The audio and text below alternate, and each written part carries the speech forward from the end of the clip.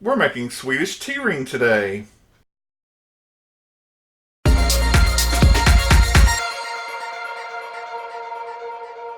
Welcome to Help at Home, your resource for great recipes and easy learning. I'm Jim Hightower. Today we're making a delicious Swedish tea ring, and I bet you've never had one before. So grab your pen and paper. Here come the ingredients. You will need 1/4 cup warm water, 1 package active dry yeast, or if you're using a jar or a large package, that's 2 1/4 teaspoons active dry yeast. Don't use the rapid rise, it's not as good. 3/4 cup lukewarm water, 1/4 cup sugar, 1 teaspoon salt, 1 egg, 1/4 cup soft shortening, that's white shortening like Crisco, 3½ cups of flour. Now, later on, when we do the icing, you will need 1/2 cup butter, 3 cups powdered sugar, 6 tablespoons milk, 1 teaspoon vanilla. Go ahead and set your butter out now. You don't want to melt it, you want it to be soft. Take it from me, write it down. First things first, you need to dissolve your yeast in the 1/4 cup of warm water. Remember, if you don't know how to work with yeast, you need to go back and watch my video called How to Dissolve Yeast and Work with It. I'll try to put it on the end screen for those of you that need to see it. Also, if you find that all your measuring cups are full of something else or they're dirty and you need that 1/4 cup of water, just remember 1/4 cup of water is only 4 tablespoons. I filled mine up with 4 tablespoons of warm water. Remember, hot water will kill your yeast and you'll be sad because you'll do all this work and you'll get nothing, which is never really nice in the holidays. So, set that aside. The next thing you need to do is get a nice size round pan. If you don't have a round pan, you can use a cookie sheet. You just want it to be a good size. And then, just like when we made the cheesecake, I covered it in foil. The other thing you need to do is just like when we made the cheesecake, you need to put a foil tent, just like when you go camping, on the rack above where you're going to bake. Because I found out the AccuBake system not only ruins cheesecakes, but it can overcook your tea rings. So it'll be just like that.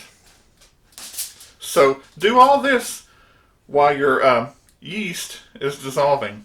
Also, that 3/4 cup of lukewarm water, you need to put it in your microwave for about a minute, minute and a half. Let it boil, but then stop. And it will kill all the enzymes that make a sticky, hard to work with dough. But you must let this cool down to lukewarm so it doesn't kill your yeast. So I would do this first. Start with,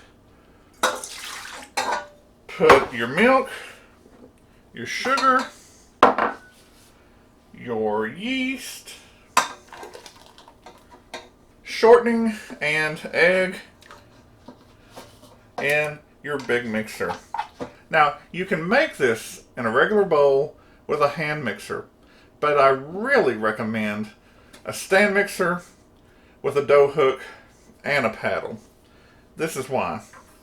You want to stir these things together. Then, got my flour, and I'm just going to start putting it in until I get about half.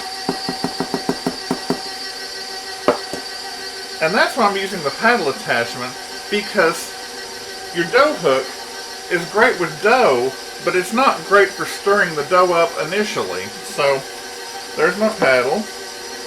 And let's put the rest of this in.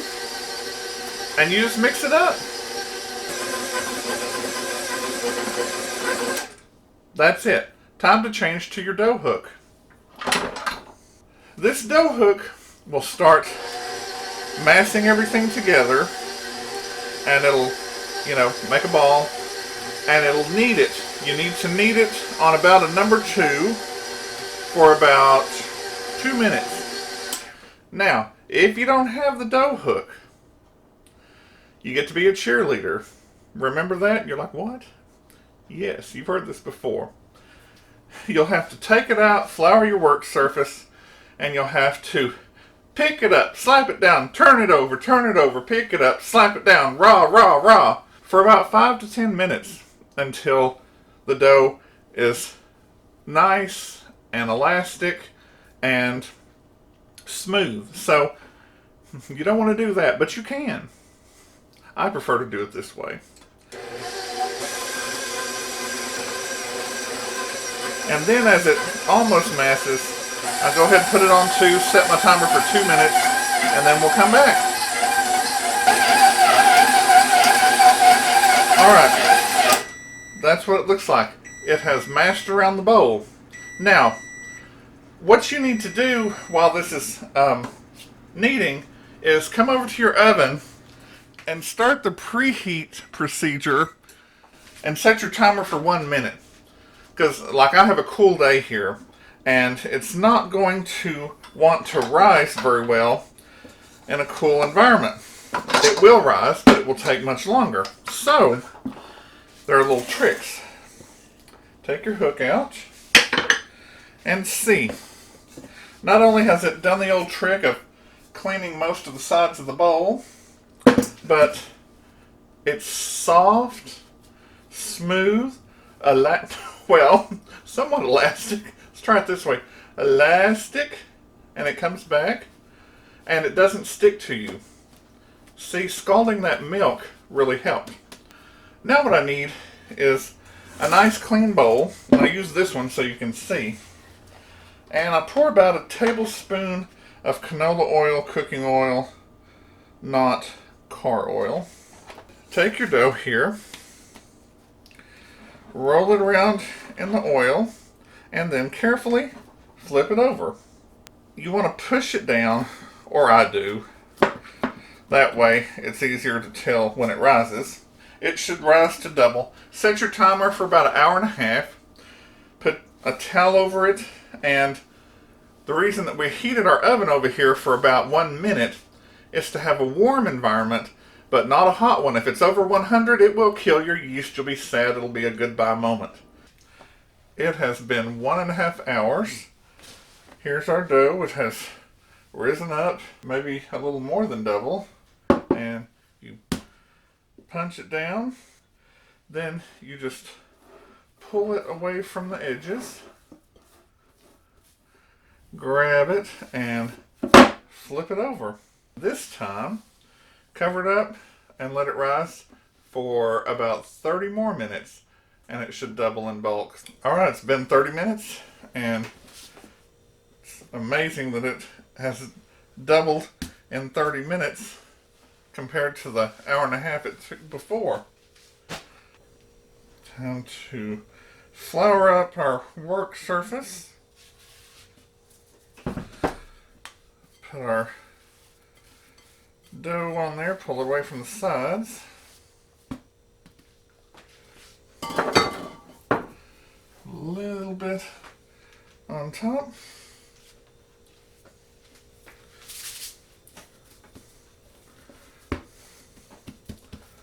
Kind of get it started in a rectangle. Get your rolling pin, the one that lets you say you're in charge, and roll it out into a rectangle. Looking pretty good. Double checking here. Yep.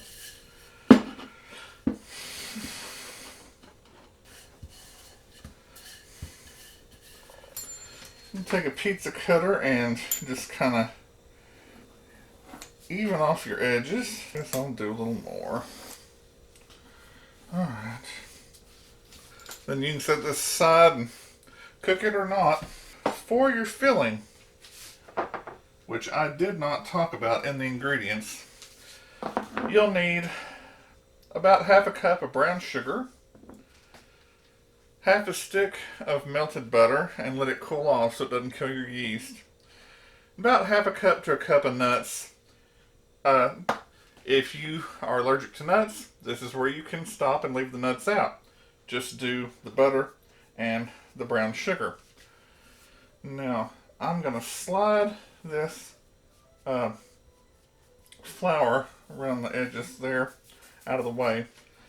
You start buttering and leave about 1 inch of raw dough border around the perimeter, and that will make it so much easier for it to stick to itself when we roll it up. Now, if you didn't take out your stick of butter for the icing, go ahead and do that now. Okay, next, just get some brown sugar in your hands and start sprinkling it all over.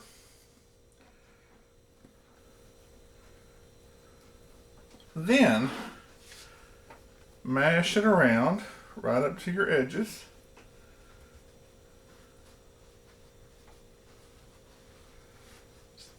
Fun and easy. And if you feel like you have too much brown sugar, just go ahead and slide it off the ends. You can clear that up. Then get some chopped nuts, pecans. Ooh, we just love those.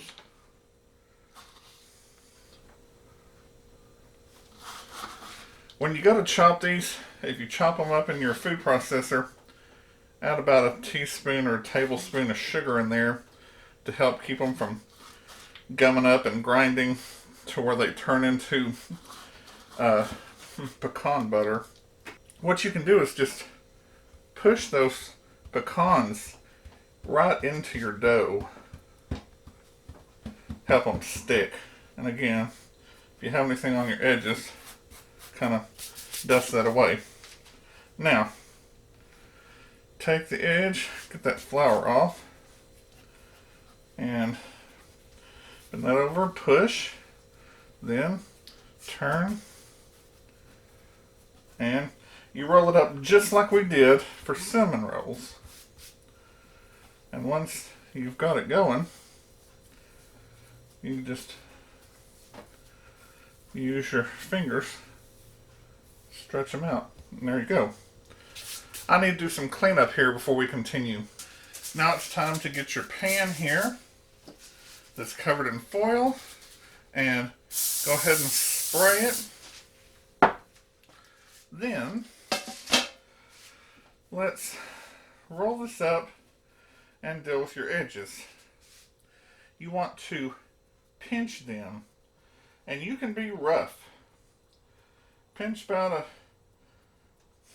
third or a fourth of an inch in there, and you don't have to worry, that it looks ugly, because we'll deal with that in a minute. Now, on the very edge, cut off just that much, and then I'll roll it, and we'll make the seam look a little nicer, but it's going to be on the bottom. I need my pastry scissors. In fact, let's take that off. You want to have it nice and neat. So, take your pan, pick it up, get it right in the middle, form it around into a circle. Don't worry if it looks like a C, because here we go. You're going to take either your kitchen scissors, or you can clean some desk scissors, or a knife. You're going to go about 1 inch wide and cut almost all the way to the back, but not quite. And then keep going.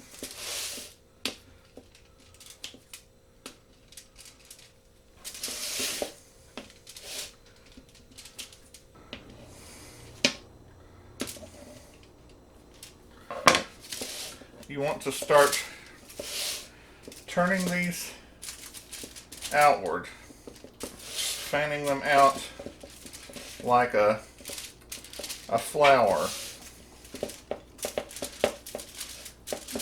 Kind of pull them and get them to lean on their side a little bit.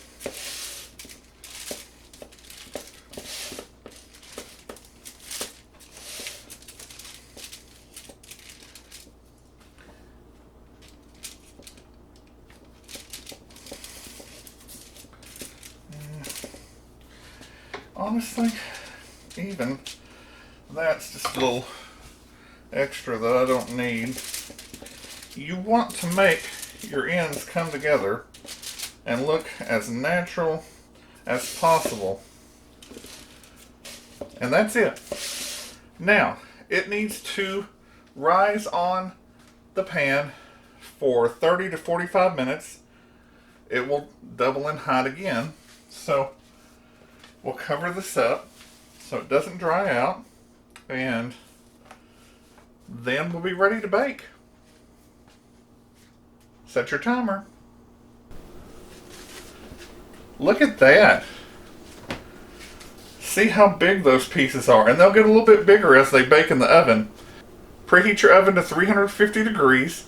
You've got your foil tint on top, just like when you go camping, and you'll bake for 20 to 35 minutes. I would check it at 20 and see if it's done.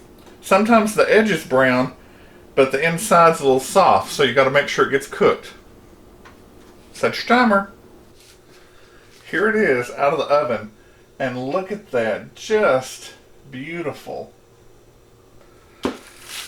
Now, ideally, if you didn't have a cooking show, you would be working on your icing. This icing is very simple. Half a stick of butter at room temperature, 1 teaspoon of vanilla, exactly, homemade, 3 cups of powdered sugar. But let's just go ahead and kind of soften this butter up here. Perfect. And then up to 6 tablespoons of milk. 1 cup, 2 cups, 3 cups. I'm going to go ahead and put in about 1, 2, 3. That was a heavy tablespoon. And mix slow.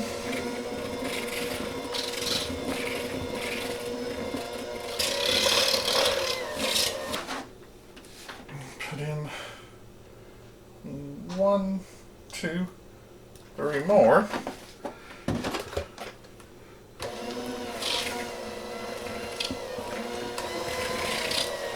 You want it to come together.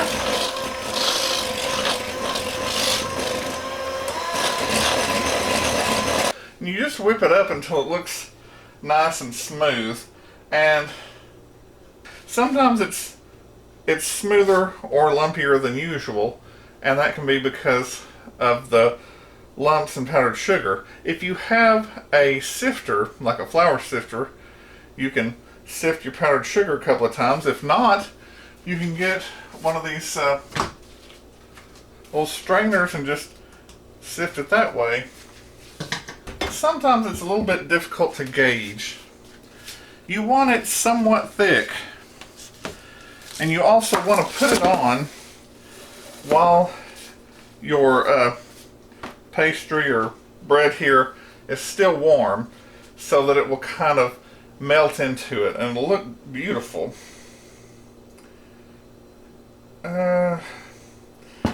That's just too much. It's too thick. Okay. 7, 8 tablespoons.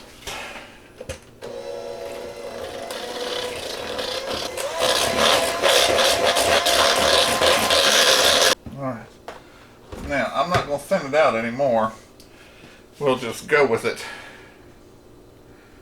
Alright.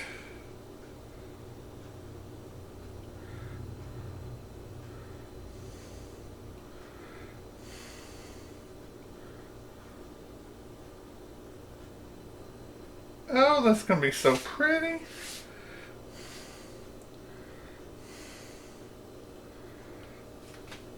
That's where I want to stop. You can completely cover it up if you want to, if you're not allergic to nuts, then you can pick out some pretty pecans and just lay them on each piece.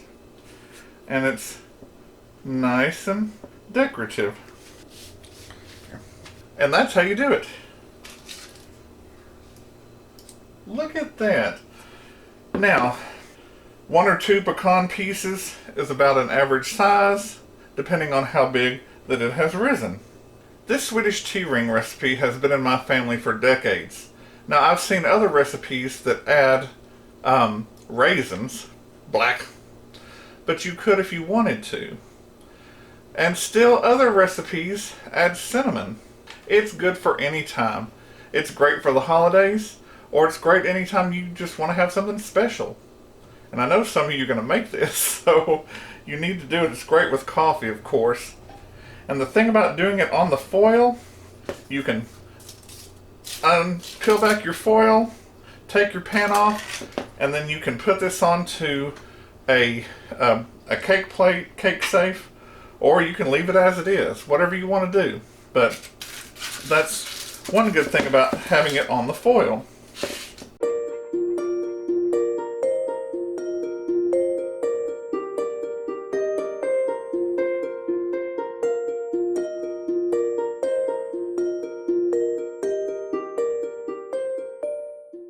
If you like this recipe for Swedish Tea Ring, a Hightower family favorite, and we're not Swedes, give it a thumbs up. Subscribe and share with your friends who like to cook or just want to learn how. Drop me a line in the comments below about your experiences with this recipe and what else you'd like to see in the kitchen. Click the bell in the top right hand corner for notifications. I'm Jim Hightower, and remember, everyone needs help, even me. Enjoy!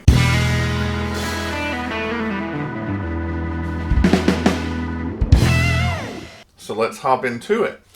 Grab your pad and pimp. Grab your pad and pimp, and here we go. Yeah. Enough time for my milk to cool, and my yeast is up. Now you can make this with a hand mixer and without a dough hook, but I decided to wait and go ahead.